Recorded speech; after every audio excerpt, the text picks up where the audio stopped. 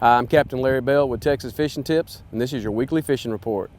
Come all the way down to Panther Point, Panther Lake, Swan Lake on the backside of Panther, all this area back in here. Get inside of the lake in the Panther Point area.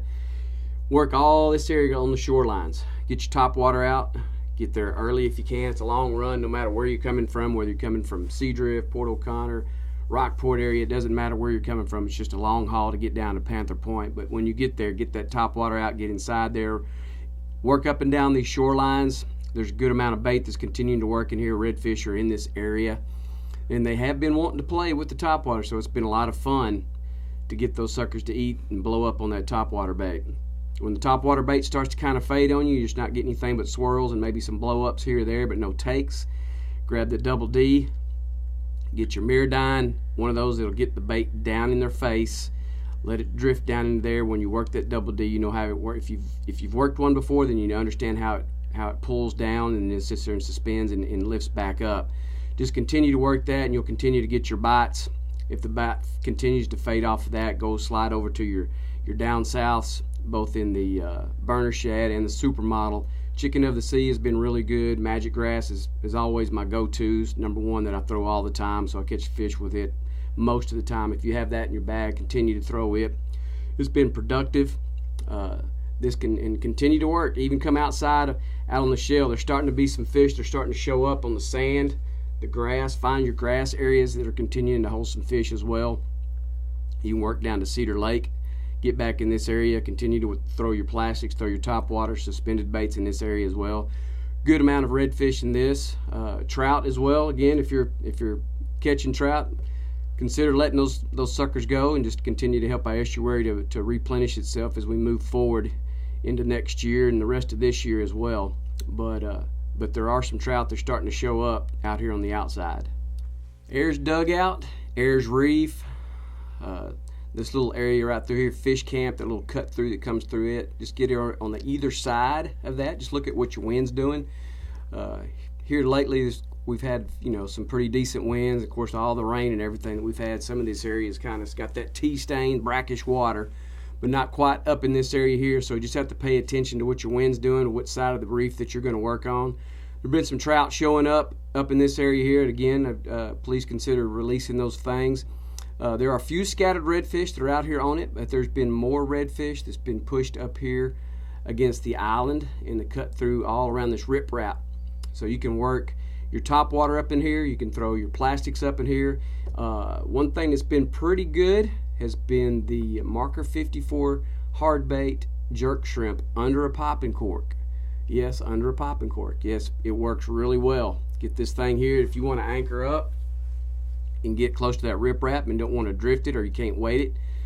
Get those things out there and put those popping corks up against that riprap and work out away from it a little bit. Just look for your bait working in here. Look at the drops in the edges that come around this particular area and work that popping cork and that shrimp, that Marker 54 shrimp around those edges.